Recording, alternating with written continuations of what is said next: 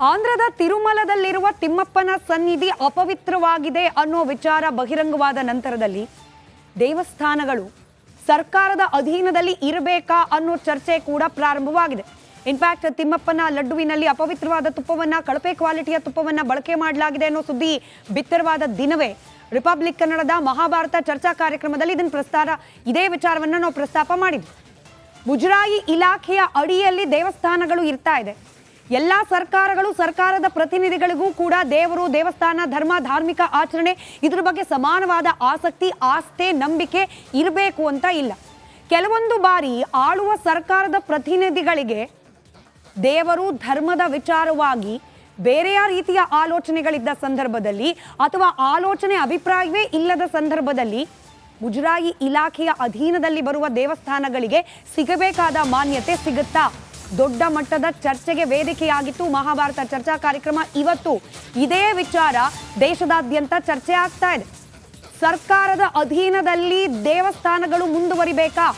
ವಕ್ಫ್ ಮಂಡಳಿ ಹಾಗೆ ಬೇರೆ ಬೇರೆ ಧರ್ಮಗಳಿಗೆ ಪ್ರತ್ಯೇಕವಾದ ವ್ಯವಸ್ಥೆ ಇರೋ ರೀತಿಯಲ್ಲಿ ಸನಾತನ ಧರ್ಮದ ಧಾರ್ಮಿಕ ಕೇಂದ್ರಗಳಿಗೂ ಕೂಡ ಮುಕ್ತಿ ನೀಡಬೇಕು. ಮುಜರಾಯಿಯ ಅಡಿಯಲ್ಲಿ ದೇವಸ್ಥಾನಗಳು ಇರೋದು ಸಾಕು ಅನ್ನೋ ಚರ್ಚೆ ಇದೀಗ ರಾಷ್ಟ್ರವ್ಯಾಪಿ ಪ್ರಾರಂಭವಾಗಿದೆ. ಇನ್ಫ್ಯಾಕ್ಟ್ ನಮ್ಮ ರಾಜ್ಯದ ಪ್ರಮುಖ ಮಠಗಳ ಮಠಾಧೀಶರು ರಿಪಬ್ಲಿಕ್ ಕನ್ನಡದ ಜೊತೆಯಲ್ಲಿ ಮಾತನಾಡುವಾಗ ಇದೇ ವಿಚಾರ ಪ್ರಸ್ತಾಪ ಮಾಡಿದ್ದಾರೆ.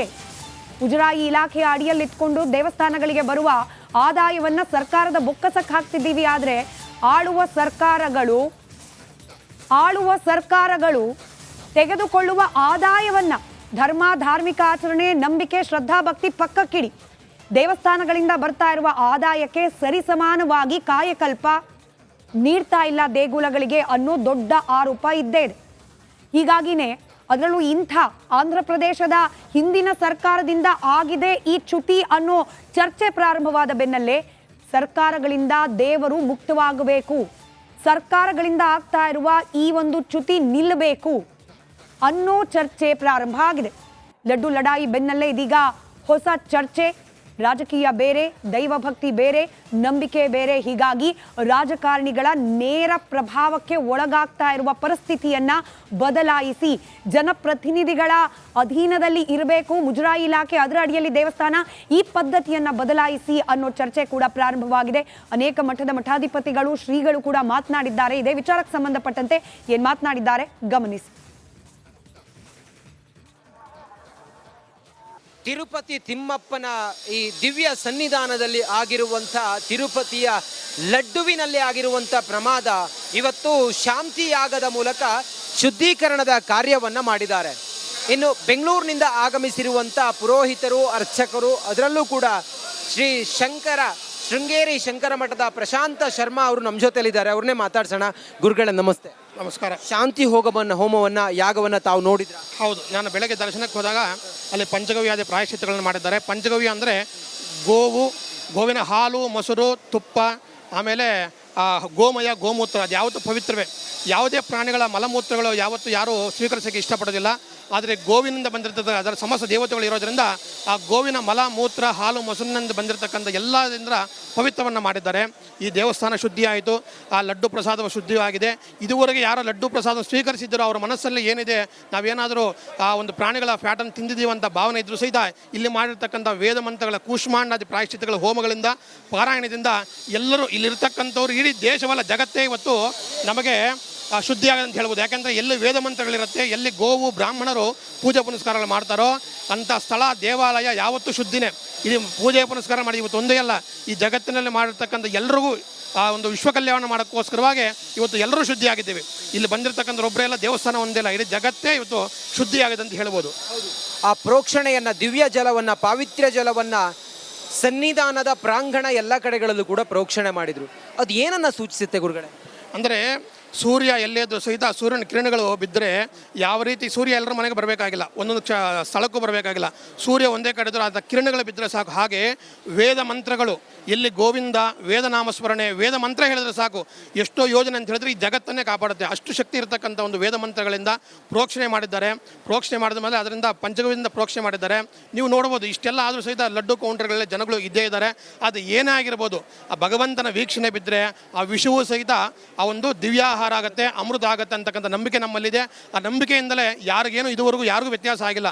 ಅವ್ರು ಏನೇ ತಗೊಂಡ್ಬಂದು ಇನ್ನು ವಿಷವೂ ಹಾಕಿದ್ರು ಸಹಿತ ನಮ್ಮ ಸನಾತನ ಧರ್ಮವನ್ನಾಗಲಿ ನಮ್ಮ ದೇವರನ್ನಾಗಲಿ ನಮ್ಮ ಭಕ್ತಾದಿಗಳನ್ನ ಏನು ಮಾಡೋಕ್ಕಾಗಲ್ಲ. ಆದರೂ ಸಹಿತ ನಮ್ಮ ಎಲ್ಲ ಹಿಂದೂಗಳು ಮೊದಲು ಎಂತಹ ರಾಜನನ್ನು ನಾವು ಸೆಲೆಕ್ಟ್ ಮಾಡ್ಕೋಬೇಕು, ಎಂಥ ರಾಜನನ್ನು ಮಾಡಿದ್ರೆ ಸಮಾಜದಲ್ಲಿ ಶಾಂತಿ ಸಿಗುತ್ತೆ, ದೇವಸ್ಥಾನಗಳು ಉಳಿಯುತ್ತೆ, ಸಂಪ್ರದಾಯ ಉಳಿಯುತ್ತೆ, ಮತ್ತು ವೇದ ಮತ್ತು ಈ ಒಂದು ಗೋವುಗಳ ರಕ್ಷಣೆ ಆಗುತ್ತೆ ಅಂತಕ್ಕಂಥದ್ದನ್ನ ನಾವೆಲ್ಲರೂ ಮೊದಲು ಅರ್ಥಕೋಬೇಕು.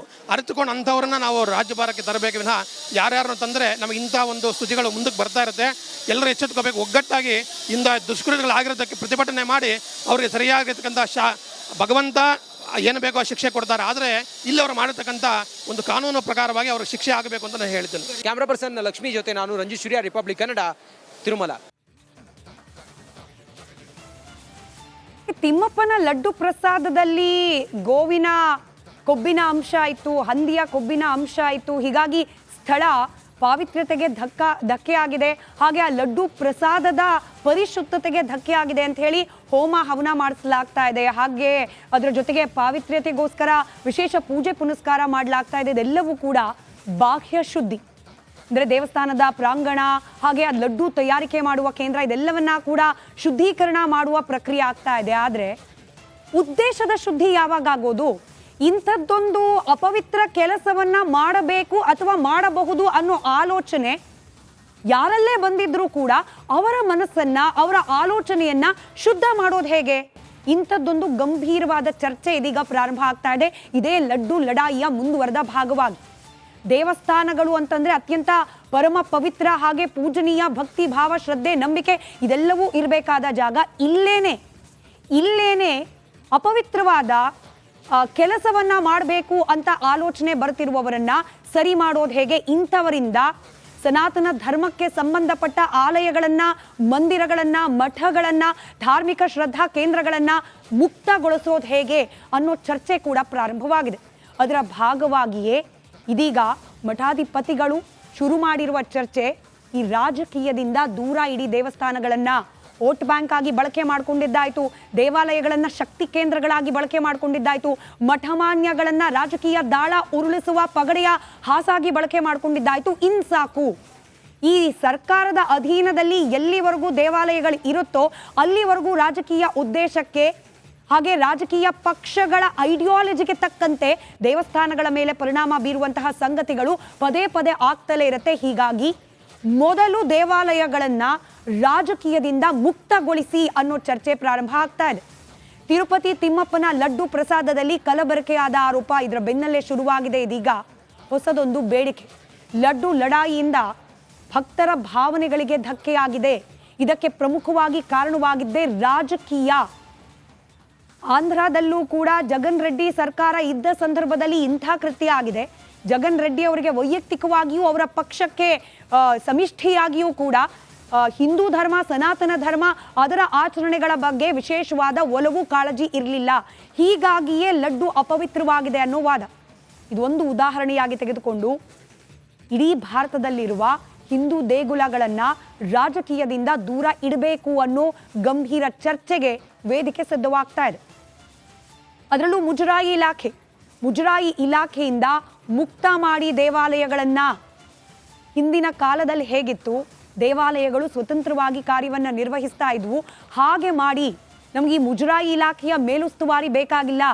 ಇನ್ಫ್ಯಾಕ್ಟ್ ಕರ್ನಾಟಕದ ಉದಾಹರಣೆಯನ್ನ ಕ್ವಿಕ್ ಆಗಿ ನೆನಪು ಮಾಡ್ಕೊಳ್ಳೋದಾದ್ರೆ, ಕಾಂಗ್ರೆಸ್ ನೇತೃತ್ವದ ಸರ್ಕಾರ ಬಂದ ನಂತರದಲ್ಲಿ ಮುಜರಾಯಿ ಇಲಾಖೆಯ ಅಡಿಯಲ್ಲಿ ಬರುವ ದೇಗುಲಗಳಲ್ಲಿ ಆ ಬೋರ್ಡ್ ವಿಚಾರದಲ್ಲಿ ಒಂದಷ್ಟು ಬದಲಾವಣೆ ತರುವ, ಆಡಳಿತ ಮಂಡಳಿಯ ವಿಚಾರದಲ್ಲಿ ಬದಲಾವಣೆ ತರುವ ಪ್ರಸ್ತಾವನೆ ಬಂತು. ಬೇರೆ ಧರ್ಮದವರೊಬ್ಬರಲ್ಲಿ ಇರಬೇಕು, ಹಾಗೆ ಕಂಪ್ಲೀಟ್ ಕಂಟ್ರೋಲ್ ಅನ್ನೋದು ಸರ್ಕಾರದ ಅಡಿಯಲ್ಲಿರಬೇಕು. ಈ ರೀತಿಯಾದ ಚರ್ಚೆ ಆದಾಗಲೂ ಕೂಡ ಸಣ್ಣ ಪ್ರಮಾಣದ ಚರ್ಚೆ ಆಗಿದ್ದನ್ನು ನೀವು ನೆನಪು ಮಾಡ್ಕೊಳ್ಬಹುದು. ಸನಾತನ ಧರ್ಮ, ಹಿಂದೂ ಧರ್ಮದ ಆಲಯಗಳಲ್ಲಿ ಬೇರೆ ಧರ್ಮದವರಿಗೆ ಯಾಕೆ ಅವಕಾಶ ಕೊಡಬೇಕು ಅನ್ನೋ ಚರ್ಚೆ. ಅದರ ಮುಂದುವರೆದ ಭಾಗವೇ ಈಗಾಗ್ತಿರುವ ಚರ್ಚೆ. ಎಲ್ಲಿವರೆಗೂ ಮುಜರಾಯಿ ಇಲಾಖೆಯ ಅಡಿಯಲ್ಲಿ ಸರ್ಕಾರಗಳ ಅಧೀನದಲ್ಲಿ ದೇವಾಲಯಗಳಿರುತ್ತೋ ಮನಸೋ ಇಚ್ಛೆ ನಿರ್ಧಾರಗಳಾಗುತ್ತೆ, ಮನಸೋ ಇಚ್ಛೆ ಕಾರ್ಯಗಳ ಅಲ್ಲಿ ಆಗುವ ಅವಕಾಶ ಇರುತ್ತೆ. ಹೀಗಾಗಿ ದೇವಾಲಯಗಳನ್ನ ಮುಜರಾಯಿ ಇಲಾಖೆಯಿಂದ ಮುಕ್ತಗೊಳಿಸಿ ಅನ್ನೋ ಆಗ್ರಹ. ಸರ್ಕಾರ ಬದಲಾದ್ರೆ ಮುಜರಾಯಿ ಇಲಾಖೆ ಮೇಲೆ ಪ್ರಭಾವ, ಒಂದು ಪಕ್ಷಕ್ಕೆ ಸನಾತನ ಧರ್ಮದ ಮೇಲೆ ಗೌರವ, ಮತ್ತೊಂದು ಪಕ್ಷಕ್ಕೆ ಗೌರವ ಇಲ್ಲ. ಈ ರೀತಿಯ ಅನೇಕ ಉದಾಹರಣೆಗಳನ್ನು ನಾವು ಗಮನಿಸ್ಬಿಟ್ಟಿದ್ದೀವಿ. ಹೀಗಾಗಿ ಆಳುವ ಪಕ್ಷದ ಐಡಿಯಾಲಜಿಗೆ ತಕ್ಕಂತೆ ಮುಜರಾಯಿ ಇಲಾಖೆಯ ಕಾರ್ಯವೈಖರಿ ಕೂಡ ಇರುತ್ತೆ. ಹೀಗಾಗಿ ಸರ್ಕಾರದ ಸಹವಾಸವೂ ಬೇಡ, ಮುಜರಾಯಿಯ ಮುಂಜಾಗ್ರತೆಯೂ ಬೇಡ, ದೇಗುಲಗಳನ್ನ ಮುಕ್ತಗೊಳಿಸಿ ಅನ್ನೋ ಅಭಿಯಾನ. ಒಂದೊಂದು ಸರ್ಕಾರಗಳಿಂದಲೂ ಕೂಡ ಒಂದೊಂದು ರೀತಿಯ ನಿಯಮವನ್ನ ಜಾರಿಗೆ ತರೋ ಪ್ರಯತ್ನಗಳಾಗ್ತಾ ಇರುತ್ತೆ. ಸರ್ಕಾರ ಬದಲಾದ್ರೆ ಭಕ್ತಿ ಭಾವನೆಗಳು ಬದಲಾಗಬೇಕಾ, ಆಚರಣೆಗಳು ಬದಲಾಗಬೇಕಾ? ತುಪ್ಪದಲ್ಲೂ ಕೂಡ, ಅದರಲ್ಲೂ ಶ್ರೀಮಂತ ದೇಗುಲ, ಇಡೀ ವಿಶ್ವದಲ್ಲೇ ಅತ್ಯಂತ ಶ್ರೀಮಂತ ದೇಗುಲ ತಿರುಪತಿ ತಿಮ್ಮಪ್ಪನ ಸನ್ನಿಧಾನದಲ್ಲೂ ಕೂಡ ತುಪ್ಪಕ್ಕೆ ಹೆಚ್ಚು ಬೆಲೆ ಯಾಕೆ ಕೊಡಬೇಕು ಅನ್ನೋ ಪ್ರಶ್ನೆ ಯಾಕೆ ಬರಬೇಕು? ಇಲ್ಲೂ ಕೂಡ ಹಣಕಾಸಿನ ಲೆಕ್ಕಾಚಾರಗಳು ಯಾಕೆ ಮಾಡಬೇಕು? ಸರ್ಕಾರದ ಬೊಕ್ಕಸ, ಅದರಿಂದ ಹಣ ಖರ್ಚು ಮಾಡೋದು ಹೀಗಲ್ಲ. ಅದೇ ದೇವಸ್ಥಾನದಿಂದ ಆದಾಯ ಬರ್ತಿದೆ, ಅದನ್ನು ಖರ್ಚು ಮಾಡಲಿಕ್ಕೂ ಕೂಡ ವಾಪಸ್ ದೇವಸ್ಥಾನದ ಮೇಲೆ ಆಲೋಚನೆ ಯಾಕೆ ಬರಬೇಕು? ಸರ್ಕಾರ ಬದಲಾಯಿತು, ಸರ್ಕಾರದ ಐಡಿಯಾಲಜಿ ಬದಲಾಯಿತು ಅಂದ ಮಾತ್ರಕ್ಕೆ ಆ ಸ್ಥಳದ ಪಾವಿತ್ರ್ಯತೆ, ಹಾಗೆ ಆ ಸ್ಥಳದ ಬಗ್ಗೆ ಇರುವ ಭಕ್ತಿ ಭಾವನೆಗಳು ಯಾಕೆ ಬದಲಾಗಬೇಕು? ಬದಲಾಗದೆ ಹೋದರೆ ಬದಲು ಮಾಡುವಂತಹ ಒತ್ತಾಯಗಳು ಯಾಕಾಗಬೇಕು ಅನ್ನೋದು ಸದ್ಯಕ್ಕೆ ಚರ್ಚೆಗೆ ಒಳಗಾಗಿರುವ ವಿಚಾರ. ದೇವರು, ದೇವಸ್ಥಾನ, ಭಕ್ತರ ನಂಬಿಕೆಯಲ್ಲಿ ರಾಜಕೀಯ ಮಾಡಬೇಡಿ ಅನ್ನೋ ದೊಡ್ಡ ಪ್ರಮಾಣದ ಕೂಗು ಈಗ ಪ್ರಾರಂಭ ಆಗ್ತಾ ಇದೆ. ಮುಜರಾಯಿ ಇಲಾಖೆ ಮತ್ತು ದೇವಸ್ಥಾನಗಳ ಮಧ್ಯೆ ಅಂತರ ಇರಲೇಬೇಕು ಅನ್ನೋ ಆಗ್ರಹ, ರಾಜಕಾರಣಿಗಳ ಪ್ರಭಾವ ಬಳಕೆ ಆಗಬಾರ್ದು, ಆ ರೀತಿಯಾದ ಕ್ರಮ ಆಗಬೇಕು ಅನ್ನೋ ಆಗ್ರಹ ಕೂಡ ಕೇಳೋಕೆ ಸಿಗ್ತಾ ಇದೆ. ಸರ್ಕಾರಗಳು ಇಂಥ ದೊಡ್ಡ ಮನಸ್ಸು ಮಾಡುತ್ತಾ? ಕಾದ್ ನೋಡೋಣ. ಹಾಗೆ ಈ ಆಗ್ರಹ ಏನಾಗ್ತಾ ಇದೆ, ದೇಗುಲಗಳನ್ನ ಮುಜರಾಯಿಯಿಂದ ಮುಕ್ತಗೊಳಿಸಿ ಅನ್ನೋ ಆಗ್ರಹ, ಇದು ಗಟ್ಟಿಯಾಗಿ ನಿಲ್ಲುತ್ತಾ? ನಿರ್ಧಾರ ಬದಲಾಗೋವರೆಗೂ ಕಾದ್ ನೋಡೋಣ. ಇನ್ನು ತಿಮ್ಮಪ್ಪನ ಲಡ್ಡು ವಿಚಾರಕ್ಕೆ ಸಂಬಂಧಪಟ್ಟಂತೆಯೇ ಸ್ವಾಮೀಜಿಗಳು ಕೆರಳಿ ಕೆಂಡವಾಗಿದ್ದಾರೆ. ಅದರಲ್ಲೂ ಶಿವಮೊಗ್ಗದಲ್ಲಿ ಅಭಿನವ ಶಂಕರ ಭಾರತಿ ಸ್ವಾಮೀಜಿ ದನದ ಕೊಬ್ಬು ಬಳಕೆಯನ್ನ ಖಂಡಿಸಿ ಸತ್ಯಾಗ್ರಹವನ್ನ ಮಾಡ್ತಾ ಇದ್ದಾರೆ.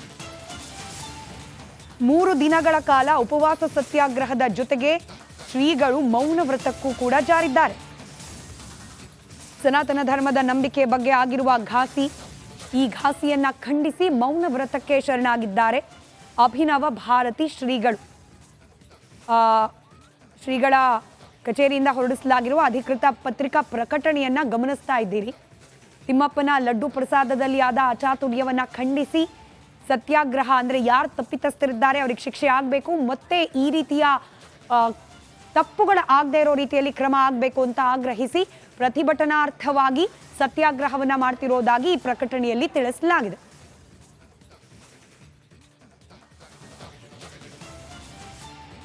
ಇನ್ನು ಈ ಲಡ್ಡು ಲಡಾಯಿ ಬೆನ್ನಲ್ಲೇ ಕರ್ನಾಟಕ ಕೂಡ ಅಲರ್ಟ್ ಆಗಿದೆ. ಪ್ರಸಾದದ ಮಾದರಿ ಪರೀಕ್ಷೆ ಮಾಡಲಿಕ್ಕೆ ಸರ್ಕಾರ ಕ್ರಮ ಕೈಗೊಳ್ತಿದೆ. ಈ ಕಾಂಗ್ರೆಸ್ ಸರ್ಕಾರದ ಮೇಲೆ ಆಗಾಗ ಬರುವ ಅಪವಾದ ಅಂತಂದ್ರೆ, ಈ ವೋಟ್ ಬ್ಯಾಂಕ್ ಓಲೈಕೆ ತುಷ್ಟೀಕರಣ ವಿಚಾರ ಬಂದಾಗ ಸನಾತನ ಧರ್ಮ, ಹಿಂದೂಗಳ ದೇಗುಲ, ಇದ್ರ ಬಗ್ಗೆ ನಿರ್ಣಯಗಳು ಅಂದ್ಕೊಂಡ ಮಟ್ಟಿಗೆ ತೆಗೆದುಕೊಳ್ಳೋದಿಲ್ಲ ಅನ್ನೋ ಅಪವಾದ. ಆದರೆ ಸರ್ಕಾರ ಅದಕ್ಕೆ ವ್ಯತಿರಿಕ್ತವಾಗಿ ನಿರ್ಧಾರವನ್ನು ಕೈಗೊಳ್ತಾ ಇದೆ. ಇಲ್ಲ, ಹಿಂದೂಗಳ ಧಾರ್ಮಿಕ ಭಾವನೆ ಬಗ್ಗೆ ಅದು ಆಂಧ್ರದಲ್ಲಿ ಧಕ್ಕೆ ಆಗಿದ್ರೂ ಕೂಡ ನಮ್ಮ ರಾಜ್ಯದಲ್ಲಿ ಇನ್ನು ಮುಂದೆ ಈ ರೀತಿಯಾದ ಘಟನೆಗಳು ಆಗದೆ ಇರೋ ರೀತಿಯಲ್ಲಿ ಕ್ರಮವನ್ನ ಕೈಗೊಳ್ಳೋದು ನಮ್ಮ ಜವಾಬ್ದಾರಿ ಅಂತ ಹೇಳಿ ಕಾಂಗ್ರೆಸ್ ಸರ್ಕಾರ ನಿರ್ಣಯವನ್ನ ಕೈಗೊಂಡಿದೆ. ದೇಗುಲಗಳ ಪ್ರಸಾದದ ಮಾದರಿಯನ್ನ ಪರೀಕ್ಷೆಗೆ ಒಳಪಡಿಸ್ತಾ ಇದೆ. ಸರಿಸುಮಾರು 250ರಿಂದ 300 ಕಡೆ ದೇವಸ್ಥಾನಗಳಿಂದ ಪ್ರಸಾದದ ಮಾದರಿಯನ್ನ ಸಂಗ್ರಹ ಮಾಡಲಾಗಿದೆ. ಎಲ್ಲಾ ಕಡೆ ಬಳಸುವ ತುಪ್ಪದ ಮಾದರಿಯನ್ನ ಲ್ಯಾಬ್ಗೆ ರವಾನೆ ಮಾಡಲಾಗಿದೆ. ಇದರ ಬಗ್ಗೆ ಸಚಿವ ದಿನೇಶ್ ಗುಂಡೂರಾವ್ ಅವರೇ ಸ್ಪಷ್ಟನೆಯನ್ನ ನೀಡಿದ್ದಾರೆ. ಆರೋಗ್ಯ ಸಚಿವ ದಿನೇಶ್ ಗುಂಡೂರಾವ್ ಅವರ ಮಾತು ನಿಮ್ಮ ಮುಂದೆ. ಈ ಇನ್ಸಿಡೆಂಟ್ ಆದ ಗೊತ್ತಾಗಿದ ತಕ್ಷಣವೇ ನಾವು ಮೊನ್ನೆನೇ ಒಂದು 3 ದಿವಸದಿಂದ ನಾನು ನಮ್ಮ ಕಮಿಷನರ್ಗೆ ಹೇಳಿದ್ದೆ, ನೀವು ಇದನ್ನೆಲ್ಲ ಸ್ವಲ್ಪ ನಮ್ಮ ಕಡೆಯಿಂದ ಕೂಡ ಎಲ್ಲ ತಪಾಸಣೆ ಮಾಡಿಸಿ ಚೆಕ್ ಮಾಡಬೇಕು ಅಂತ. ಅವರು ಎಲ್ಲ ಪ್ರಾರಂಭ ಮಾಡಿದ್ದಾರೆ. ಪ್ರಾರಂಭ ಮಾಡಿ ನಿನ್ನೆ ಇವತ್ತು ಎಲ್ಲ ಕಡೆ ಈಗ ಎಲ್ಲ ಜಿಲ್ಲೆಗಳಲ್ಲೂ ಕೂಡ ಸ್ಯಾಂಪಲ್ ಸಂಗ್ರಹಣೆ ಮಾಡ್ತಾಯಿದ್ದಾರೆ. ಎಲ್ಲ ಕಡೆ ಸಂಗ್ರಹಣೆ ಮಾಡಿ ಒಂದು 250-300 ಸ್ಯಾಂಪಲ್ಲು ಬೇರೆ ಬೇರೆ ತಯಾರಕರಿಂದ ಮತ್ತು ಸ್ಥಳೀಯವಾಗಿ ಮಾಡುವಂಥ ತುಪ್ಪಗಳು ಎಲ್ಲವನ್ನು ಕೂಡ ತೆಗೆದುಕೊಂಡು ಅದನ್ನು ಲ್ಯಾಬ್ಗೆ ಕಳಿಸಿ ಅದನ್ನು ರಿಪೋರ್ಟ್ ಬರೋವರೆಗೂ ನಾವು ನೋಡಬೇಕಾಗ್ತದೆ. ಏನು ರಿಪೋರ್ಟ್ ಬರುತ್ತೆ ನಂತರ ನಾವು ಅದರ ಬಗ್ಗೆ ಮಾತಾಡ್ಬೋದು. ಇನ್ನು ರಾಜ್ಯದ ಮುಜರಾಯಿ ದೇಗುಲಗಳಲ್ಲಿ ಪಾವಿತ್ರ್ಯತೆಗೆ ಆದ್ಯತೆಯನ್ನ ನೀಡಲಾಗುತ್ತೆ. ದೇವಾಲಯಗಳಲ್ಲಿ ನಂದಿನಿ ತುಪ್ಪವನ್ನ ಬಳಸಲಿಕ್ಕೆ ಸೂಚನೆ ನೀಡಲಾಗಿದೆ ಅಂತ ಬೆಂಗಳೂರಿನಲ್ಲಿ ಮುಜರಾಯಿ ಸಚಿವ ರಾಮಲಿಂಗಾರೆಡ್ಡಿ ಸ್ಪಷ್ಟನೆಯನ್ನ ನೀಡಿದ್ದಾರೆ. ನೋಡಿ, ನಮ್ಮಲ್ಲಿ ಮುಜರಾಯಿ ಇಲಾಖೆ ಅಡಿಯಲ್ಲಿ ಬರುವ ಎಲ್ಲ ದೇಗುಲಗಳಲ್ಲೂ ಕೂಡ ನಂದಿನಿ ತುಪ್ಪವನ್ನೇ ಬಳಕೆ ಮಾಡಬೇಕು ಅಂತ ಹೇಳಿ ನಾವು ಹೇಳಿದ್ದೀವಿ. ಹೀಗಾಗಿ ಇಲ್ಲಿ ಕ್ವಾಲಿಟಿಯಲ್ಲಿ ಕಾಂಪ್ರಮೈಸು, ನಂದಿನಿ ತುಪ್ಪ ಬೆಲೆ ಜಾಸ್ತಿ ಇತ್ಯಾದಿ ಆ ರೀತಿಯ ಚರ್ಚೆಗೆ ಅವಕಾಶವೇ ಇಲ್ಲ ಅನ್ನೋದು ರಾಮಲಿಂಗಾರೆಡ್ಡಿ ಅವರ ಮಾತು.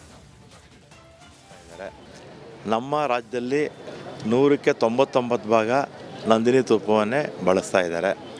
ಇನ್ನೊಮ್ಮೆ ಜನರಲ್ಲಿ ಒಂದು ಸಂಶಯ ಬರಬಾರ್ದಲ್ವಾ, ಏನಪ್ಪ ಏನು ಇಲ್ಲೇ ಅಂತ. ಅದಕ್ಕೋಸ್ಕರ ಏನು ಮಾಡಿದ್ದೀವಿ, ಒಂದು ಸರ್ಕ್ಯುಲರೇ ಇಶ್ಯೂ ಮಾಡಿಸ್ಬಿಟ್ಟಿದ್ದೀವಿ. ಸರ್ಕ್ಯುಲರೇ ಇಶ್ಯೂ ಮಾಡಿಸಿ ನಂದಿನಿ ತುಪ್ಪವನ್ನೇ ಬಳಸಬೇಕು ಅಂತ. ನಮ್ಮ ಆರೋಗ್ಯ ಇಲಾಖೆಯವರು ಇನ್ನೂ ಒಂದು ಹೆಜ್ಜೆ ಮುಂದೆ ಹೋಗಿ ಟೆಸ್ಟ್ ಮಾಡಬೇಕು ಆವಾಗ ಅಂತ ಹೇಳಿದ್ದಾರೆ. ಆವಾಗ ಕ್ಲಾರಿಟಿ ಇರುತ್ತೆ. ನಮ್ಮ ರಾಜ್ಯದಲ್ಲಿ 100ಕ್ಕೆ 99 ಭಾಗ ನಂದಿನಿ ತುಪ್ಪವನ್ನೇ ಬಳಸ್ತಾ ಇದ್ದಾರೆ.